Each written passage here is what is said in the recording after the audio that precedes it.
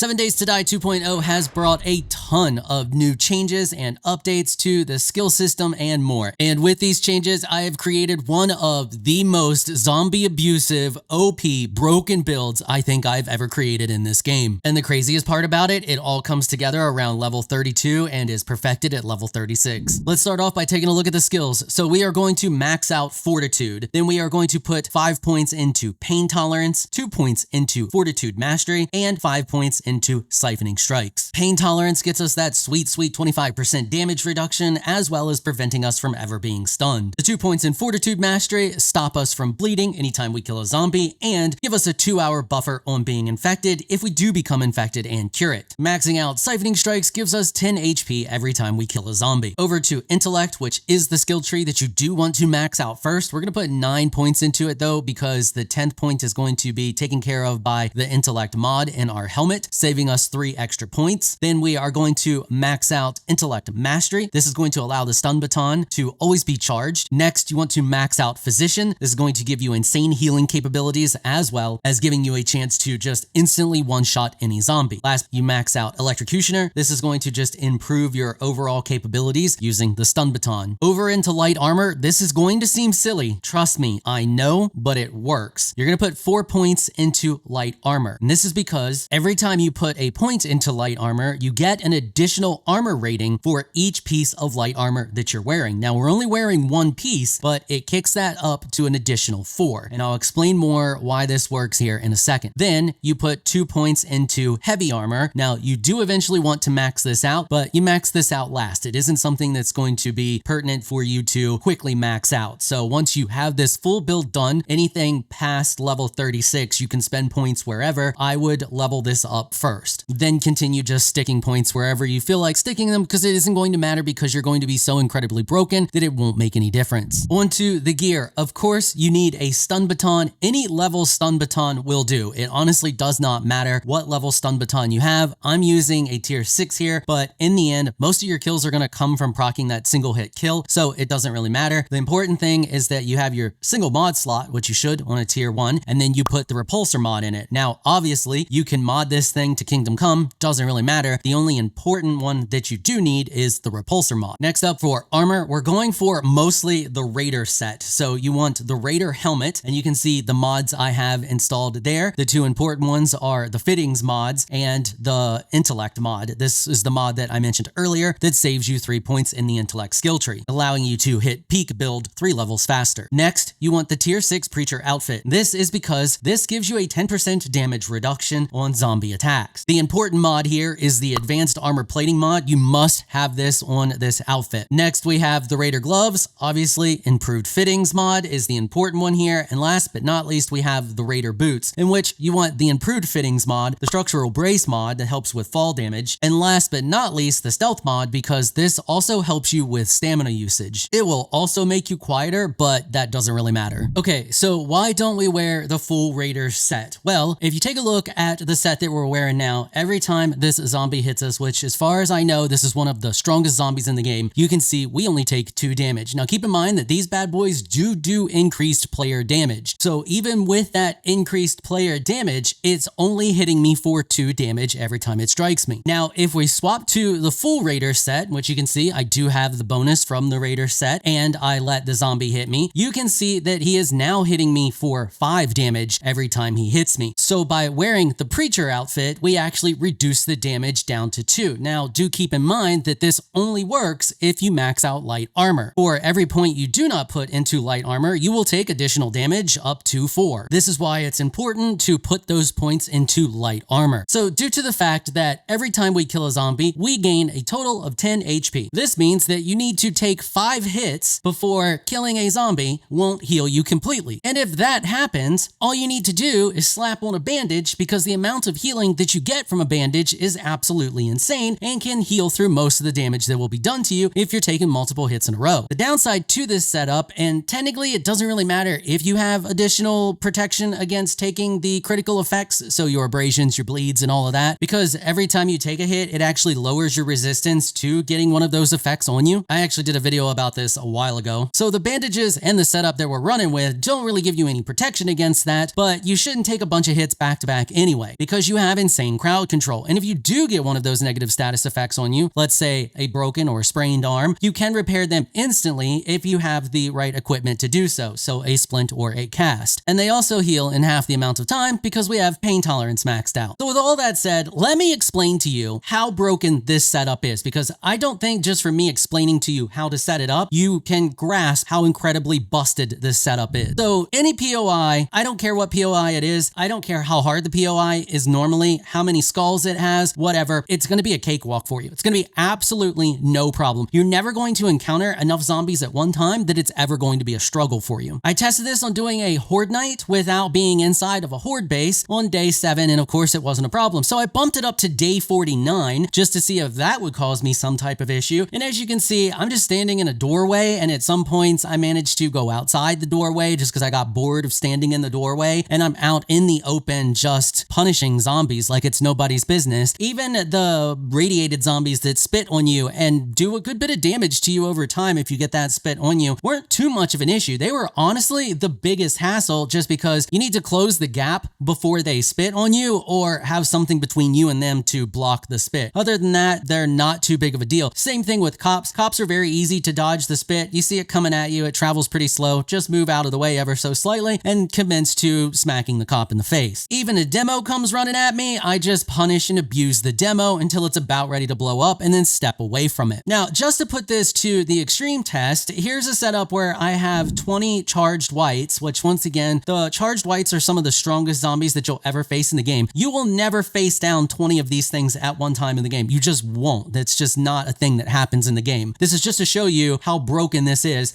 They're not a problem, can handle them without any issue whatsoever. I thought, okay, well, let's see if we can make that worse. So I spawned in 10 charged whites, 4 of the charged plague zombies, 8 charged screamers, 2 of the charged jumpy boys, and 3 of the new plague spitters. Overall, with everything coming at me, the plague spitters and their slow was a pain in the butt, but nothing I couldn't handle because if zombies get around me, I just launch them all away from me with my fantastically broken baton, and nothing can do enough damage to me fast enough to actually kill me. You can see that at one point I did have to slap on a bandage and I continue to heal through a bunch of damage, which is to be expected. I mean, I'm taking a ton of hits here because they keep coming in behind me and from all around, and the plague spitters are doing damage to me. I keep getting hit by the radiation and so on and so forth, and I do take a significant amount of damage, at which I'm able to heal through pretty easily just by slapping a bandage on, at which I have plenty of time to do so because the zombies spend more time on the ground than they do actually hitting me. I came out of the fight pretty infected with a bunch of negative status effects on me, and I was exhausted, but I never died, and it honestly wasn't too challenging. Now, I did have the health bar active and I did have the nerd tats active to give myself the best possible chance, but keep in mind that this scenario is never something you're going to run into in the game. It's never going to throw this many zombies at you at one time or this strong of zombies all at you at one time. It's just not going to happen. This was just to show how incredibly broken this setup is. You can handle something you will never experience in game and come out of it to tell the tale. And because the most anything can hit me for is 2 damage, most things don't even do that. Your normal zombies won't even hit you for that. It means at minimum, you would have to take 73 hits back to back without killing a zombie first or having a chance to apply the bandage in order for you to die. With the amount of crowd control you have, that's basically impossible. You'd really have to more or less be trying to die for that to happen. All right, that's it. I don't have anything else to say about this. It's a broken build. You should try it out. Hopefully you enjoyed this video, found it helpful and informational. If you did, please consider hitting the subscribe button and notification bell so you can be notified when I upload other videos. And if you're looking for some more of my content, you can find a link to another one of my videos on the screen right now. I want to give an absolute massive shout out and thank you to all of my channel supporters for helping to keep these videos sponsor free. You all are absolutely amazing people. If you would like to become an official channel supporter, check out the links in the description below. If you enjoyed this video, please leave a comment down below. Let me know what you thought. If you're shy, you don't like to comment, just hit that thumbs up button and share your support. Until next time, thanks for watching.